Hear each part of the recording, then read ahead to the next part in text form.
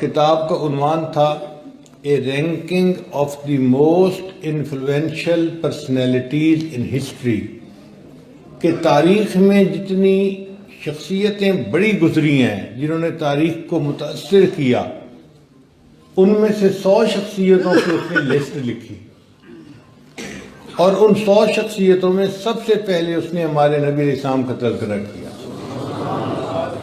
اس نے عیسیٰ علیہ السلام کا بھی کتاب میں تذکرہ کیا ہے، موسیٰ علیہ السلام کا بھی تذکرہ کیا، نیوٹن کا بھی کیا، شیکسپیئر کا بھی کیا، آئنسٹائن کا بھی کیا، بڑے بڑے سب انسانوں کا تذکرہ کیا، مگر سب سے پہلے نمبر پر اس نے نبی علیہ السلام کا تذکرہ کیا۔ خود عیسائی بندہ ہے۔ میں جب اس کتاب کو پڑھا تو اس کتاب کا پہلا فقرہ تھا کہ my choice of Muhammad to lead the ranking of the most influential personalities will surprise some of the readers, کہ میں نے جب محمد صلی اللہ علیہ وسلم کو چنا ہے کہ اس فہرست میں نمبر 1 پر ان کا تذکرہ کروں، اس سے بعض قارئین بڑے حیران ہوں گے، مگر میں ایسا کرنے پہ اس لیے مجبور ہوا ہوں کہ دنیا میں جتنے لوگ آئے اور وہ بڑی شخصیتیں بنے، یہ وہ لوگ تھے جنہوں نے وقت کے بہترین استادوں سے، پروفیسروں سے پڑھا، یونیورسٹیوں میں، کالجوں میں پڑھا، اور پھر اپنے وقت میں وہ بڑے انسان بن کر زندگی گزار گئے۔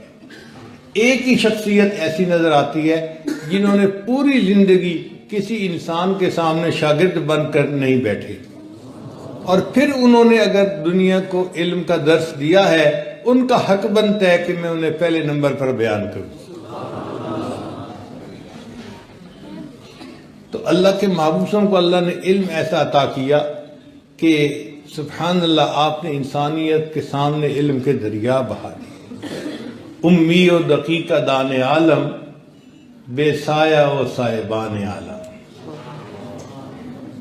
دیکھنے میں ان پڑھ تھے مگر دنیا کے سب سے بڑے دقیقہ دان تھے۔ اللہ نے آپ صلی اللہ علیہ وسلم کو ایسا علم عطا فرمایا تھا۔ ہم نے ایک مرتبہ ایک مینجمنٹ کا کورس کیا تو جرمنی کا ایک پروفیسر تھا جو 9 یونیورسٹیوں کا وزٹنگ پروفیسر تھا، وہ آیا ہمیں وہ کورس پڑھانے کے لیے۔ پورے ملک کے بہت قابل انجینئرز کو اکٹھا کیا گیا تھا، تو مسٹر براڈی اس کا نام تھا، جرمن تھا وہ۔ اس نے آ کے ہمیں درس دیا اور کہا کہ پرانے زمانے میں لوگ سمجھتے تھے کہ طالب علمی پڑھنے کا زمانہ ہوتا ہے، جب سکول کالج سے بندہ پڑھ کے فارغ ہوتا ہے پھر کتابوں کا واسطہ ختم ہو جاتا ہے۔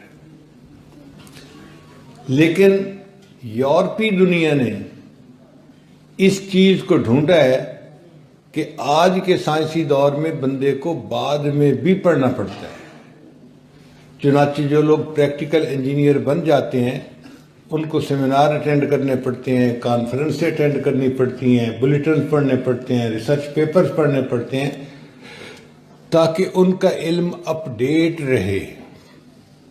اس نے 3-4 مرتبہ یہی بات کی کہ یورپی یونین اس نتیجے پر پہنچی ہے کہ انسان کو صرف اسکولوں کالجوں میں نہیں پڑھنا پڑتا، پوری زندگی پڑھنا پڑتا ہے، پوری زندگی پڑھنا پڑتا ہے۔ جب اس نے 3-4 دفعہ یہ بات ریپیٹ کی تو میں نے اشارہ کیا کہ میں آپ سے کوئی بات شیئر کرنا چاہتا ہوں۔ اس نے کہا مسٹر احمد آپ کیا کہنا چاہتے ہیں؟ میں نے کہا آپ جو یہ لفظ کہہ رہے ہیں نا کہ یورپی یونین اس نتیجے پر پہنچی کہ بندے کو بعد میں بھی پڑھنا پڑتا ہے، یہ آپ کی بات صحیح نہیں ہے۔ کہنے لگا صحیح بات کیا ہے؟ میں نے کہا صحیح بات یہ ہے کہ سب سے پہلے تاریخ انسانیت میں ہمارے پیارے پیغمبر علیہ الصلوۃ والسلام نے یہ فرمایا کہ اسکولوں کالجوں کے بعد بھی بندے کو پڑھنا پڑتا ہے۔ وہ حیران ہو گیا، کہتے تم کیا کہنا چاہتے ہو؟ میں نے کہا میرے آقا صلی اللہ علیہ وسلم کا ایک فرمان ہے کہ تم علم حاصل کرو پنگھوڑے سے لے کر قبر میں جانے تک۔ تو تاریخ انسانیت میں پوری زندگی علم کرنے کا کنسیپٹ یہ میرے پیغمبر اسلام کا ہے، تمہارا نہیں ہے۔ جب میں نے یہ بات اس کو بتائی کہ اطلب العلم من المہد الی اللحد، تو وہ حیران ہو گیا، تھوڑی دیر سوچتا رہا، پھر اس نے اپنا بریف کیس کھولا سارے لوگوں کے سامنے اور اپنی ڈائری لا کر مجھے دی اور مجھے کہنے لگا کہ اس کو عربی میں بھی لکھ دو اور اس کا انگلش میں ترجمہ بھی لکھ دو. میں نے لکھ دیا.